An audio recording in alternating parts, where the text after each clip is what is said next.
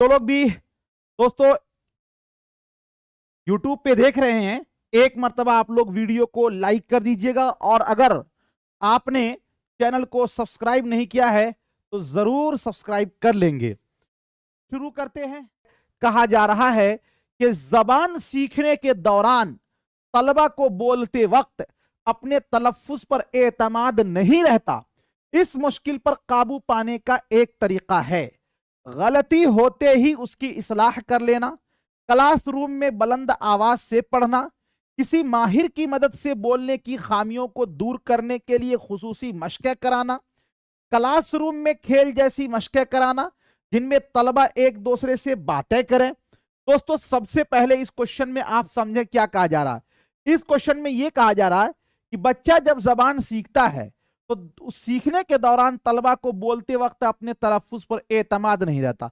जैसे मान लीजिए कि किसी को आप कुछ पूछिएगा ना तो वो बोलेगा और उसको कह रहे जी क्या बोले हो, सही से बोलिए, तो वो फिर पीछे हट जाए, यानी वो जो बोल रहा है उस पर उसको एतमाद नहीं है, भरोसा नहीं है।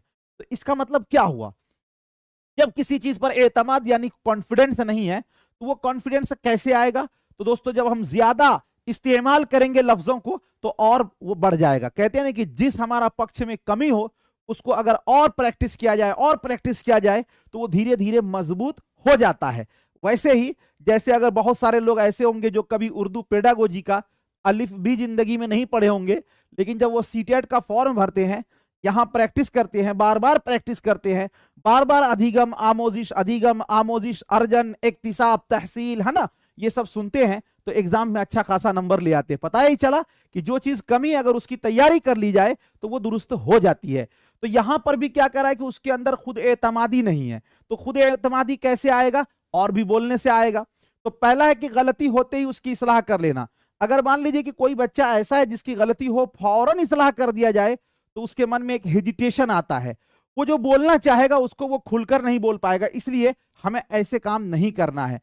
क्लासरूम में बुलंद आवाज से पढ़ना, देखिए ये बात बिल्कुल सही है कि बुलंद आवाज से पढ़ने में उनके अंदर दोस्तों खुद एतमादी बढ़ेगा, लेकिन इससे भी बेस्ट ऑप्शन देखिए नीचे, किसी माहिर की मदद से बोलने की खामियों।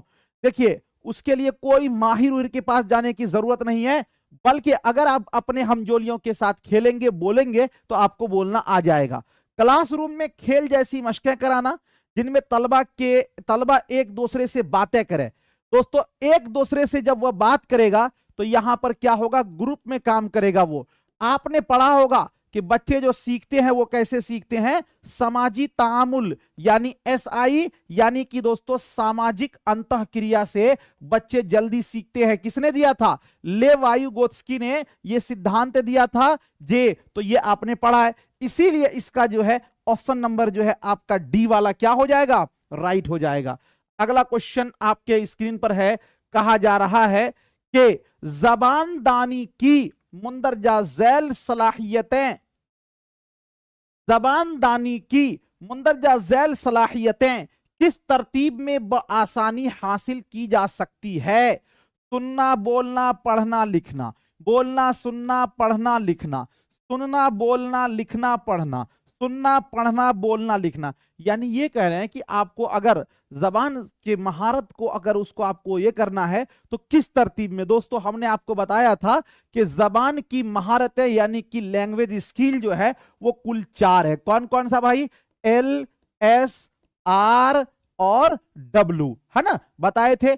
L का मतलब सुनना, और S का मतलब दोस्तों बोलना, और R का मतलब रीडिंग यानी कि पढ़ना, और W का मतलब लिखना। ये इसी तरतीब में होगा, यानी इस तरह होगा, सुनना, बोलना, और उसके बाद आएगा पढ़ना, और सबसे आखिर में आएगा लिखना। तो देखिए ये कहां पर है, सुनना है, बोलना है, पढ़ना है, लिखना है।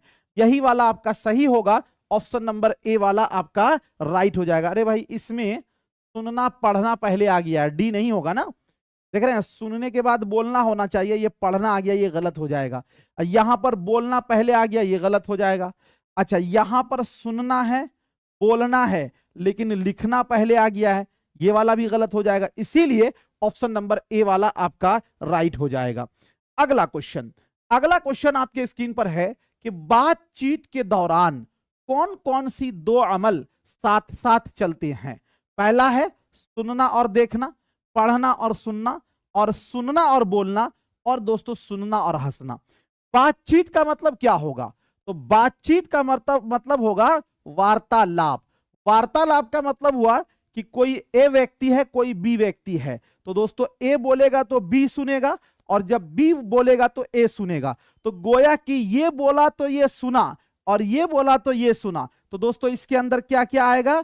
सुनना और प्लस में बोलना आएगा बातचीत में। लिखना, हंसना, देखना ये सब नहीं आएगा। तो इसीलिए सुनना और बोलना ऑप्शन नंबर सी वाला आपका राइट हो जाएगा। ठीक है, अगला क्वेश्चन। अगला है, पहली जमात का एक उस्ताद हर रोज अपने तलबा को तस्वीरी किताब पढ़कर सुनाता है।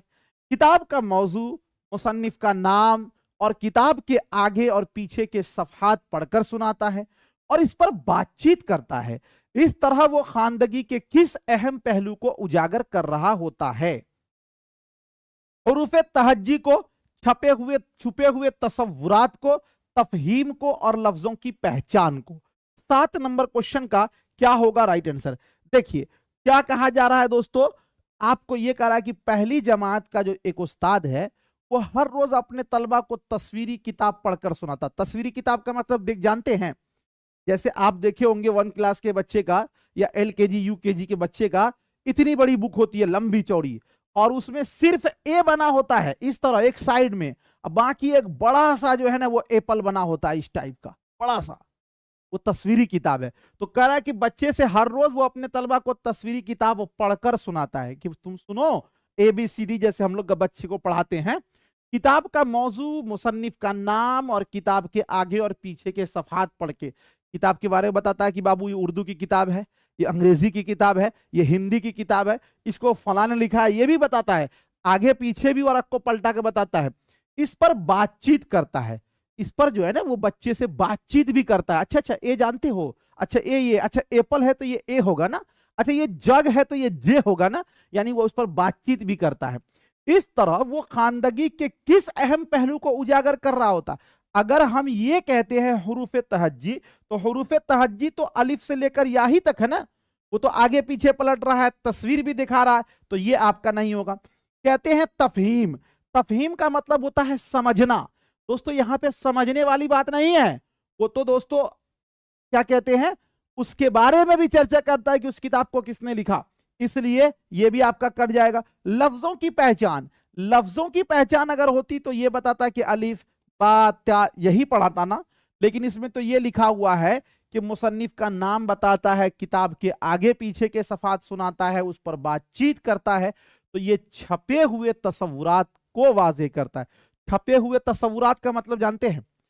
तसव्वुर, आपको कोई कहता है तसव्वुर कर लीजिए कि सुनीता विलियम की जगह आप जो है ना जे एयर स्पेस के इसमें आप क्राफ्ट में जा रहे हैं।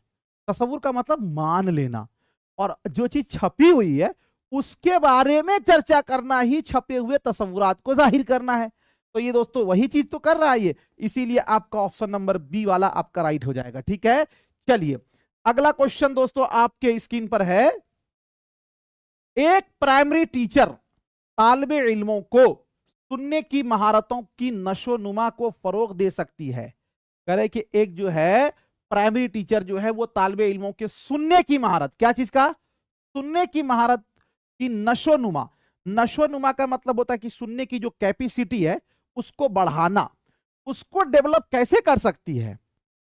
तो दोस्तों पहला यह है, तलबा से इनफिरादी तौर पर पढ़ाते हुए पूछेगी कि उन्होंने जो सुना उसे बताएं। यानी अलग अलग बच्चे से पूछा जाए कि भाई तुमने जो सुना है उसको तुम बताओ। तो क्या इससे सुनने के क्षमता का विकास होगा? फरोग का मतलब विकास। जब तलबा बोल रहे होंगे तो वो तवज्जा से सुनेगी, यानी ये करेगी जब बच्चा बोले तो वो तवज्जा से सुने। खास सुनने की सरगर्मियों को रोजमर्रा के मामूल से जोड़कर और वो तलबा को बार बार यह याद दिलाएगी कि वो क्या सुन रहे हैं, इस पर गौर करें। यानी वो बार बार इस चीज को याद दिलाए कि वो क्या सुन रहे हैं। देखिए अगर आप ये कहते हैं कि हम बच्चे के सुनने की महारत यानी उसकी कैपेसिटी को डेवलप करना है, उसके लिए जब तलबा से इनफिरादी तौर पर पढ़ाते हुए पूछेगी कि उन्होंने जो सुना उसे बताएं, तो देखिए इनफिरादी अलग अलग करना, आपको सबको एक साथ लेकर चलना है, समावेशी शिक्षा है, यानी कि दोस्तों शमूलियाती तालीम, तो हमें अलग अलग नहीं करना है, इसलिए ये आपका कट जाएगा। जब तलबा बोल रहे होंगे तो वो तवज्जो से सुनेगी। एक बात बताइए, जब बच्चा बोलेगा टीचर सुनेगा तो टीचर के ना सुनने का विकास होगा। यहां पर तो बात करा कि एक प्राइमरी टीचर तालिबे इल्मों के सुनने की महारतों को डेवलप करना है, उसको बच्चे की सुनने की महारत। तो बच्चे की सुनने की महारत कब होगी? जब बच्चा सुनेगा तब। इस वाले ऑप्शन में जब तलबा बोल रहे होंगे तो तवज्जो से सुनेगी, इसमें टीचर सुनने की बात हो रही है, इसलिए यह भी कट जाएगा। खास सुनने की सरगर्मियों को रोजमर्रा के मामूल से जोड़कर। अब इसका मतलब यह हुआ खास सुनने की सरगर्मी, जैसे मान लीजिए कि हम कोई कविता सुनाते हैं, कोई कहानी सुनाते हैं, कोई वाकया सुनाते हैं, तो वो बच्चे के जो घरेलू जिंदगी है उससे जोड़कर हम उसको सुनाएं और फिर बच्चों का उस पर रिएक्शन ले, बच्चों के उस पर दोस्तों हम तबसरा करें। ये सबसे बेस्ट होगा सुनने की सरगर्मी को जांचने का और उसको डेवलप करने का दोस्तों। तो इसीलिए आपका जो है ऑप्शन नंबर सी वाला राइट हो जाएगा। ठीक है, चलिए अगला क्वेश्चन आपके स्क्रीन पर है। अगर आपकी क्लास में कई तलबा उर्दू बोलने में शर्माते हैं तो आप उन्हें इस झिझक को दूर करने के लिए क्या करेंगे?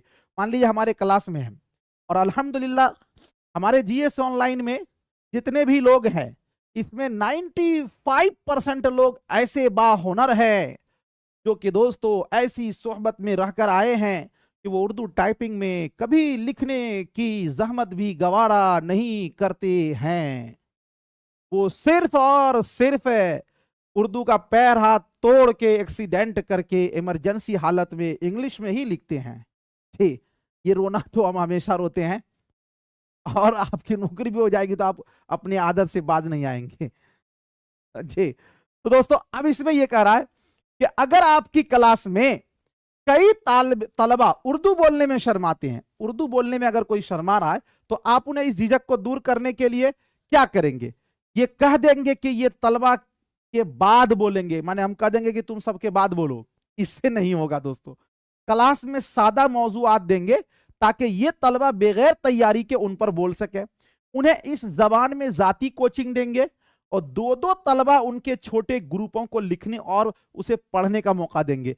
एक बात बताइए, जैसे दोस्तों आपने बहुत सारे मॉक इंटरव्यू में गए होंगे ना, उसमें देखिएगा जो आगे बैठा होता है तो सबसे पहला सवाल आपसे क्या करता है पता है? पहला सवाल आपसे कहेगा कि आप अपना सेल्फ इंट्रोडक्शन कीजिए।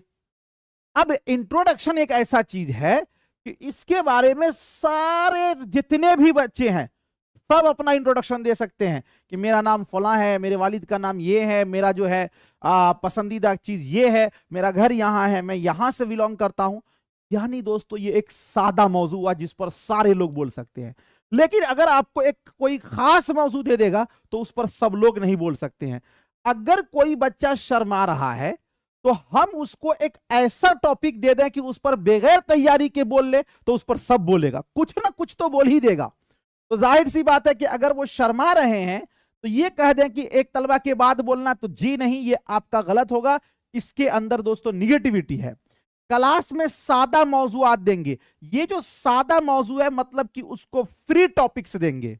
अब फ्री टॉपिक्स यही है कि आप अपने बारे में बताइए, है ना, ताकि ये तलबा बगैर तैयारी के उन पर बोल सके। चूंकि उनकी जब तैयारी नहीं होगी तो वो शर्माएंगे भी नहीं, तो इसीलिए आपका जो है ऑप्शन नंबर बी वाला आपका राइट हो जाएगा। ठीक है, अगला क्वेश्चन।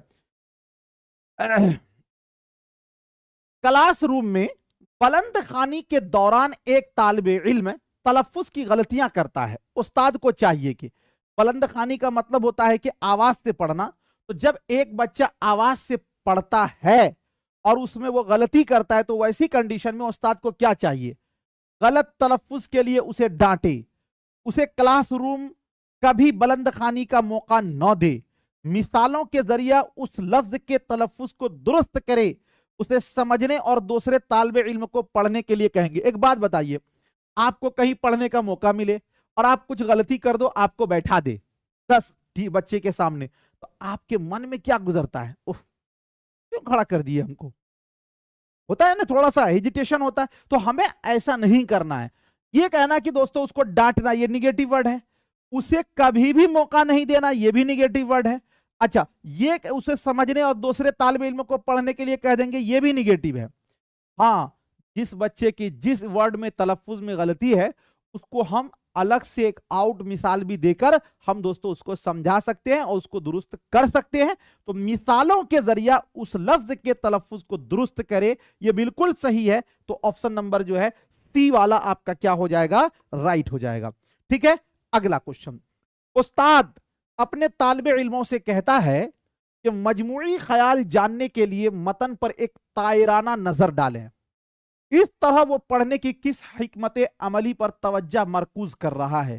तकाबुल करना, जोड़ना, बगौर जायजा लेना, सरसरी मुताला करना। ये क्या होगा दोस्तों राइट आंसर? चलिए, एक चीज यहां पर आप सबसे पहले समझ लें, एक लफ्ज है यहां पर तायराना। आपने एक शेर सुना होगा, ए ताइर लाहूती उस रिज्क से मौत अच्छी जिस रिज्क में आती हो, जिस रिज्क से आती है परवाज में कोताही। तायर का मतलब परिंदा, लेकिन यहां पे कह रहा है कि उस्ताद अपने तालिब इल्मों से कहता है कि मजमूई ख्याल का मतलब कि पूरे मतन का एक लुब्बे लुबाब क्या है ना, इसको जानने के लिए मतन पर एक तायराना नजर डालें। मतलब मान लीजिए कि ये हमारा बुक है, ठीक है, अब हम एक एक वर्ड ना पढ़ें बल्कि इस चैप्टर का हम समझ लेंगे कि इस पूरे चैप्टर में क्या कहना चाह रहा है। जल्दी जल्दी से आप देखते हैं ना, पेपर को हम लोग खोल लेते हैं, ऊपर नीचे से देख लिए, अच्छा अच्छा अच्छा आपके पेपर में ये बातें हैं, बस हो गया, रख दिया। यही होता है ताइराना नजर। इसी को दोस्तों कहते हैं सरसरी मुताला। क्या कहेंगे? सरसरी मुताला। और अल्हम्दुलिल्लाह आप लोगों का आंसर इसका सही आ रहा था। अगला क्वेश्चन, मुंदरजा झैल में कौन जबान की महारत के लिए जरूरी नहीं है? कहानी को नज्म में बदलना, सही हिज्जा लिखना, मतन की तलखीस करना, तस्वीर की वजाहत करना। यानी ये कहा जा रहा है कि वो कौन सा काम है जो कि दोस्तों जबान की महारत के लिए जरूरी नहीं है। तो दोस्तों हम सभी को पता है कि जबान की महारत कितने हैं? 4 हैं। कौन कौन सा भाई? तो आपका है सुनना है, बोलना है ना, और उसके बाद लिखना है, और उसके बाद आपका पढ़ना है, यही ना है। और हमको कह रहा है कि जबान की महारत के लिए कौन सा काम जरूरी नहीं है।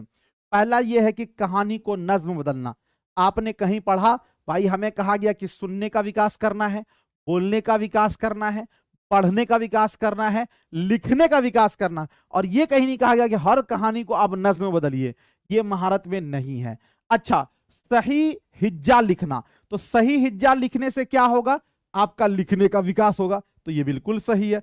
तस्वीरों की वजाहत करना, जब वजाहत करेंगे तो इससे क्या आएगा? आपका बोलने का सलाहियत बढ़ेगी, तो ये बात बिल्कुल सही है। मतन की तलखीस करना, जब आप किसी भी मतन का खुलासा दोस्तों करेंगे तो 2 ही कंडीशन हो सकती है, या तो आप लिखेंगे या तो आप बोलेंगे, ये भी महारत में आएगा, लेकिन ये वाला आपका नहीं होगा। तो इसीलिए दोस्तों क्या होगा? ऑप्शन नंबर ए वाला आपका क्या हो जाएगा? राइट हो जाएगा। अगला क्वेश्चन आपके स्क्रीन पर, अच्छी तहरीर में शामिल नहीं है। अच्छी तहरीर में तसव्वुरात और पेशकश, सही एराब, कवायद की दुरुस्तगी, और आगे कह रहा है कि सिर्फ खुशखत तहरीर। देखिए क्या कह रहे हैं कि अच्छी तहरीर में शामिल नहीं है। तहरीर का मतलब होता है लेख। तो सबसे पहले दोस्तों आप समझ लें कि तहरीर का मतलब लेख, लेख का मतलब यह हुआ कि आप अपनी बातों को सही ढंग से लिखें। और दोस्तों देखिए, लिखने का मतलब यह होता है कि आप अपने मन की बात को लिखें। कोई नोट को हम देख के लिख देते हैं उसी तरह, तो उसको उर्दू पेडागोजी में लिखना नहीं कहते हैं। और जाहिर सी बात है उसको कहीं भी लिखना नहीं कहेंगे, इसलिए कि उसमें आपका कोई योगदान नहीं है, उसमें आपकी कोई मेहनत नहीं, इसलिए कि उसने आपने नकल किया है। हाँ, आप अपनी बात लिखते हैं, आप अपनी बात को अपने लफ्जों में लिखते हैं, उसको लिखना कहेंगे। तो हमको कहा जा रहा है कि अच्छी तहरीर में क्या शामिल नहीं है? पहला है तसव्वुरात और पेशकश। तसव्वुरात का मतलब जो आप सोच रहे हैं और उसके बारे में बताना, तो ये तो बिल्कुल सही है। उसके बाद आपका दूसरा है सही एराब। सही एराब का मतलब ये हुआ कि उसमें जबर जेर जो पेश है वो सही सही, तो बिल्कुल सही बात है, ये भी होना चाहिए। उसके बाद है कवायद की दुरुस्तगी। तो कवायद की दुरुस्तगी का मतलब ये हुआ कि भाई मुजक्कर की जगह मुजक्कर, मुअन्नस की जगह मुअन्नस, ये तो आएगा ही लिखने में। लेकिन ये कहना कि सिर्फ खुशखत तहरीर, सिर्फ खुशखत तहरीर का मतलब है कि एक अच्छी राइटिंग बना के आप खूब गोल गोल लिख देंगे, नहीं, इसीलिए आप देखिएगा कुछ लोग जो टॉप करते हैं उनकी तहरीर अच्छी ना होने के बावजूद भी लेकिन वो अच्छे से सवालों के जवाब देते हैं, जिसकी वजह से वो टॉप करते हैं। तो दोस्तों ये वाली बात आपकी गलत है। और ऐसे भी अभी हमने आपको बताया था कि जहां पर सिर्फ लगा हो, ही लगा हो, भी लगा हो, है ना, तो ये निगेटिव होता है। तो ये निगेटिव ही पूछा गया, इसीलिए ऑप्शन नंबर डी वाला आपका राइट हो जाएगा। अगला क्वेश्चन है, क्लासरूम में खामोश मुताला एक अच्छा तरीका है। खामोश मुताला चुपचाप पढ़ना क्या होगा? तलबा को तेज रफ्तारी से पढ़ने के काबिल बनाने के लिए, तलबा को दरसी किताब मिलजुल कर पढ़ने के लायक बनाने के लिए, तलबा को तफहीम पर तवज्जो मरकूज रखने के काबिल बनाने के लिए, क्लासरूम में नज्म जब्त बनाए रखने के लिए। दोस्तों ये कहा जा रहा है कि क्लासरूम में जो खामोश मुताला है वो क्या है। आप देखते हैं कहा जाता है कि जब पूरी दुनिया सो रही है तो पढ़ने वाले अच्छे जो तालिबे इल्म होते हैं वो पढ़ते हैं। क्यों पढ़ते हैं? एक खामोश, एक शांति भरा उसको माहौल मिलता है और चीजों को बड़ी गहराई से, बड़ी बारीकी से वो समझते हैं। यानी कहने का मतलब ये हुआ कि खामोश मुताला का एक बहुत सारे मकासद में से एक अहम मकसद ये भी है कि दोस्तों उससे आपके समझने की जो कैपेसिटी होती है वो डेवलप करती है ना। तो क्लासरूम में खामोश मुताला एक अच्छा तरीका, तलबा को तेज रफ्तारी से पढ़ने के काबिल बनाना, ये नहीं। तलबा को दरसी किताब मिलजुल कर पढ़ने के लायक, देखिए खामोश से मिलजुल कर नहीं होगा, इसलिए यह भी कट जाएगा। तलबा को तफहीम पर तवज्जो मरकूज रखने के काबिल बनाना, यानी जहां पर आपको समझना होता है केवल, तो वहां पर हम खामोश मुताला करते हैं। तो ये वाली बात बिल्कुल सही है। ऑप्शन नंबर सी वाला आपका राइट हो जाएगा और सही हो जाएगा। अगला क्वेश्चन है आपके स्क्रीन पर, स्कैनिंग करते हुए कोई तालिबे इल्म क्या कर रहा होता है? स्कैनिंग मुताला दोस्तों हमने आपको बताया था शायद, जी अफसोस की बात है कि कुछ लोग जो है ना वो कमेंट की दुनिया में है। आ बाबू घबराओ नहीं, करते रहो कमेंट, वक्त ऐसा इलाज करेगा कि कहीं चेहरा दिखाने के लायक नहीं रहोगे।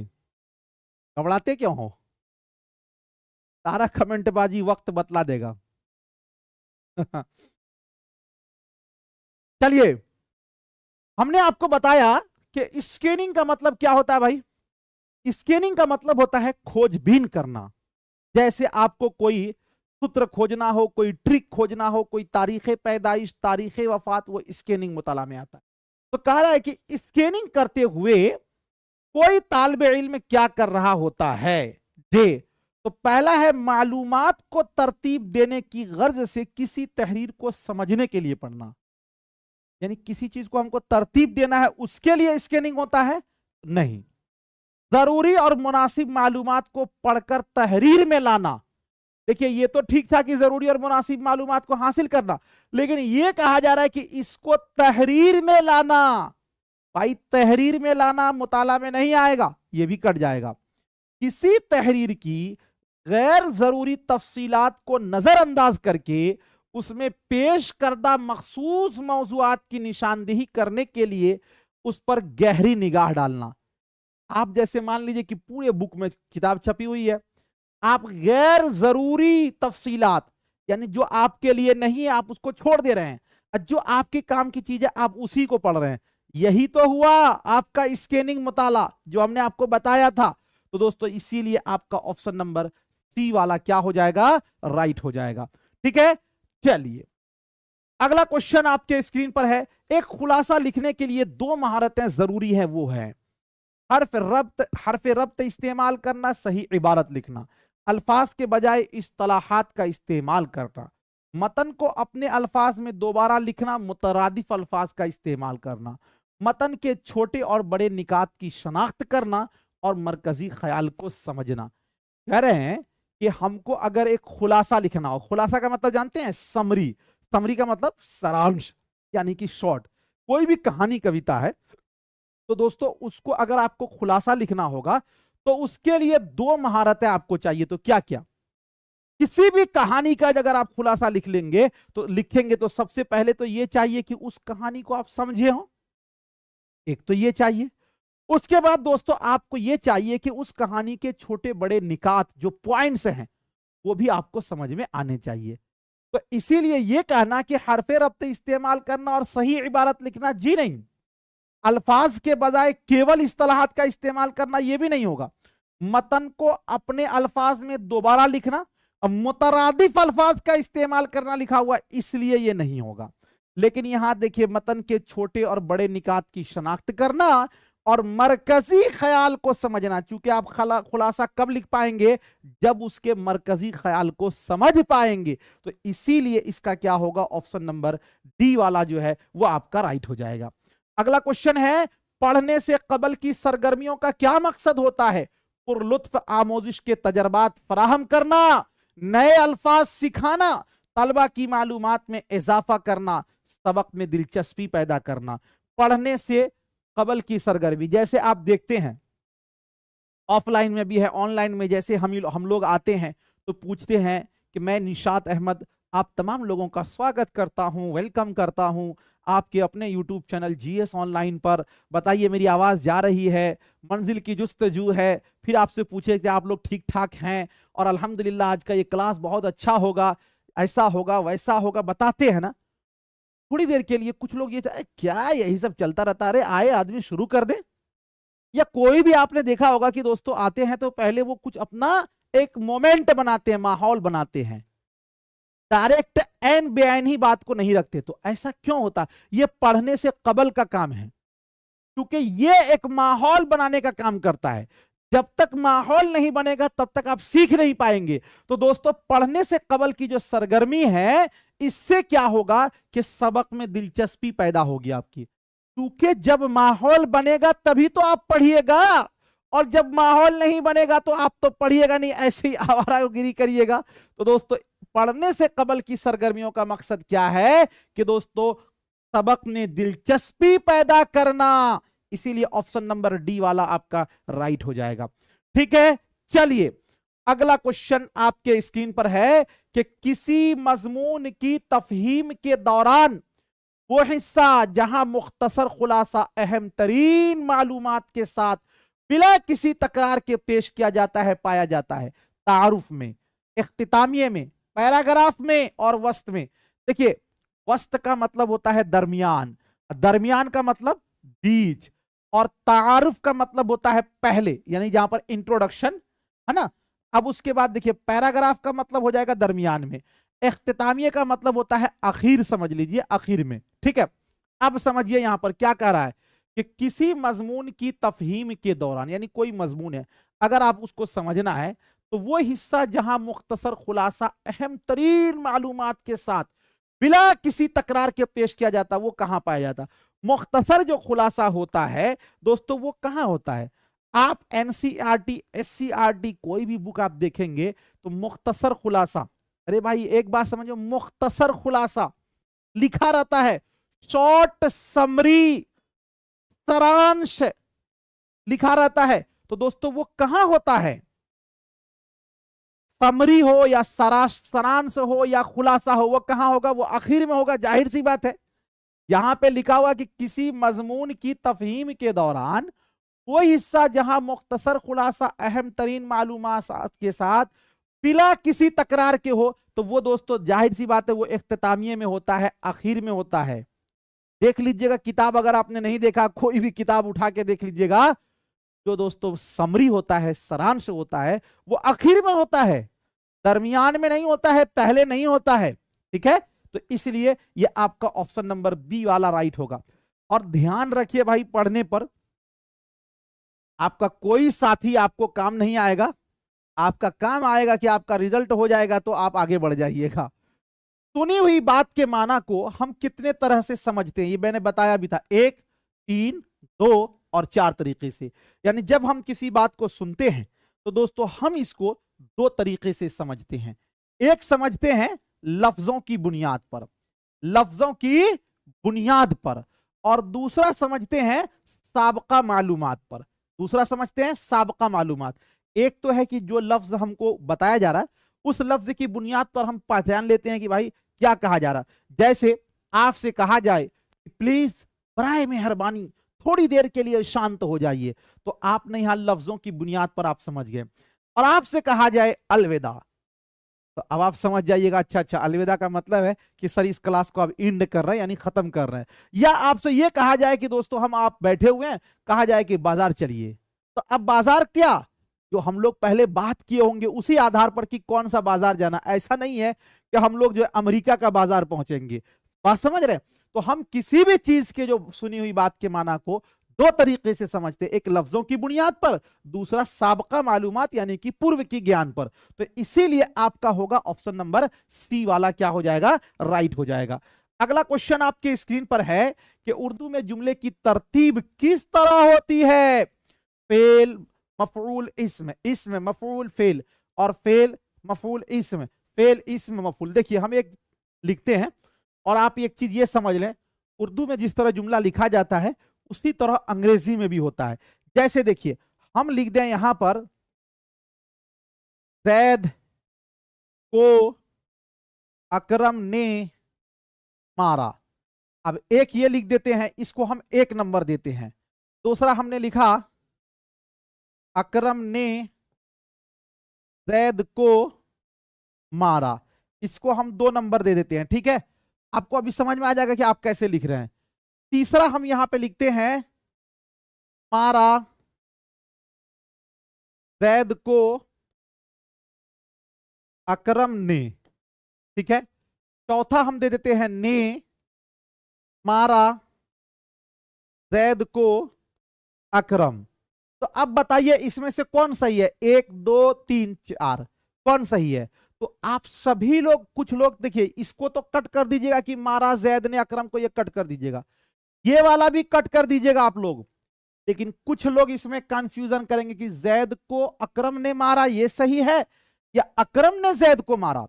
तो सबसे पहले हम इसको समझते हैं थोड़ा सा। अब देखिए कुछ लोग ए लिख रहे हैं, सबसे पहले आप समझे यहां पर जो मारा है ये एक काम है, ये क्या है आपका, ये आपका एक फेल है। क्या है ये आपका, फेल है। जो काम को करता है उसको कहते हैं फाइल। इस काम को किसने किया, अकरम ने, तो ये अकरम क्या है आपका, ये आपका फाइल है। अच्छा, जिसके ऊपर काम का असर होता है उसे कहते हैं मफूल। ये क्या है, जैद आपका, तो जैद आपका मफूल है। एक बात समझिए, उर्दू कवायद के अंदर सबसे पहले फाइल होता है, फिर मफूल होता है, फिर फेल होता है। तो यहां पर पहले वाले मिसाल में जैद को अकरम ने मारा, मारा फेल आखिर में है, लेकिन अकरम जो फाइल है ये दोस्तों दरमियान में है, बीच में है, शुरू में नहीं है, इसलिए ये गलत हो जाएगा, ये वाला सही है। तो गोया के पता ये चला कि उर्दू में कैसे होगा, पहले तो पहले होगा फाइल, उसके बाद क्या होगा भाई, तो उसके बाद होगा मफूल, उसके बाद क्या होगा, तो फेल होगा। अब एक चीज ये समझ लीजिए कि भाई जैसे हमने कहा कि जैद ने अकरम को मारा, ये जुमला आपका सही है। तो एक बात बताइए, जैद आपका फाइल है और फाइल के अलावा जैद इसमें भी तो है, तो हम ये फाइल या फिर हम ऑब्लिक में इसमें कर दें तो कोई दिक्कत नहीं होगा। तो इसीलिए ये वाला फेल भी पहले है, कट जाएगा, फेल पहले है, कट जाएगा, फेल पहले है, कट जाएगा, इसमें मफऊल फेल, ये वाला बिल्कुल सही होगा। और एक चीज आप याद रखें, उर्दू जुमला बेआइन ही उसी तरह लिखा जाता है जिस तरह दोस्तों अंग्रेजी के सेंटेंस होते हैं। अंग्रेजी में भी पहले सब्जेक्ट जी, फिर ऑब्जेक्ट, फिर वर्ब होता है। इसी तरह इसके अंदर भी पहले फाइल, फिर मफूल और अब दोस्तों फिर फेल होता है। ठीक है, तो ये चीजें आप याद रखेंगे। और कुछ सवाल है, बच्चों को कहानी सुनाने के अलावा और क्या जरूरी है।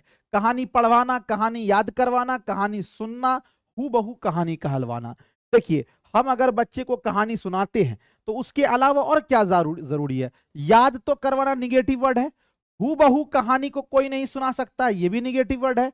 लेकिन दोस्तों हम बच्चे को कहानी सुनाया भी और बच्चे से कहानी सुने भी, सुनाया भी और सुने भी, इसलिए ये जरूरी ऑप्शन नंबर सी वाला आपका राइट हो जाएगा। अगला क्वेश्चन आपके स्क्रीन पर है, बच्चों को लिखना सिखाते वक्त असातिज़ा को क्या करना चाहिए। यानी जब हम बच्चे को लिखना सिखा रहे हैं तो एज अ टीचर हमें क्या करना चाहिए, याद करके लिखने वाला मौजू देना चाहिए, यानी हम वो टॉपिक दें जो याद करके। तो ऐसे भी मैंने आपको बताया कि याद करना निगेटिव वर्ड है, इसलिए ये वाला आपका नहीं होगा दोस्तों। एक हर्फ को बार बार मश्क करानी चाहिए, यानी एक हर्फ जो है उसको बार बार या हुरूफ तहज्जी लिखने के लिए देना चाहिए, खुद के ख्याल और इफ्कार को लिखने के लिए देना चाहिए। एक बात याद रखिए, मैंने आपको कहा था कि बोलने का मतलब होता है कि आप अपनी मन की बात को बोलें, इसी तरह लिखने का मतलब होता है कि आप अपना इजहार ख्याल करें। जैसे मैं अगर कोई सेंटेंस बोल दूं, आप उसको लिखते हैं, तो उसको लिखना नहीं कहेंगे। लिखने का मतलब होता है कि हम अपनी बात को अपने ही अल्फाज में लिखें। तो अगर हमको बच्चे को लिखना सिखाना है तो खुद के ख्याल और इफ्कार को लिखने के लिए देना चाहिए कि आप इस टॉपिक के बारे में क्या सोचते हो। तो इसीलिए ऑप्शन नंबर डी वाला आपका क्या हो जाएगा, राइट हो जाएगा। अगला क्वेश्चन, मुंदरजा झैल में से कौन सा महारत का ताल्लुक नहीं है? पढ़ना, जबान में दिलचस्पी लेना, सुनना और लिखना। कह रहा है कि कौन सा महारत, तो महारत कौन कौन से है? चार ही है ना, सुनना, बोलना और दोस्तों साथ में आपका है पढ़ना और साथ में है आपका लिखना ना। तो एक बात बताइए, पढ़ना आ ही गया है, सुनना आ ही गया है, लिखना आ ही गया, लेकिन जबान में दिलचस्पी लेना है नहीं है, तो इसीलिए यही नहीं होगा। ऑप्शन नंबर बी वाला आपका राइट हो जाएगा। अगला क्वेश्चन, एक क्लास के बच्चे ज्यादातर किसमें गलतियां करते हैं? पढ़ने में, लिखने में, बोलने में, इनमें से सभी। यानी एक क्लास के बच्चे जो हैं वो ज्यादातर किस चीज में गलती करते हैं? तो एक बात याद रखिए, एक क्लास के बच्चे का ये भी नहीं है, सब अपने अनुसार गलती करते हैं, किसी में भी गलती कर सकते हैं। इसीलिए आपका ऑप्शन नंबर डी वाला राइट हो जाएगा।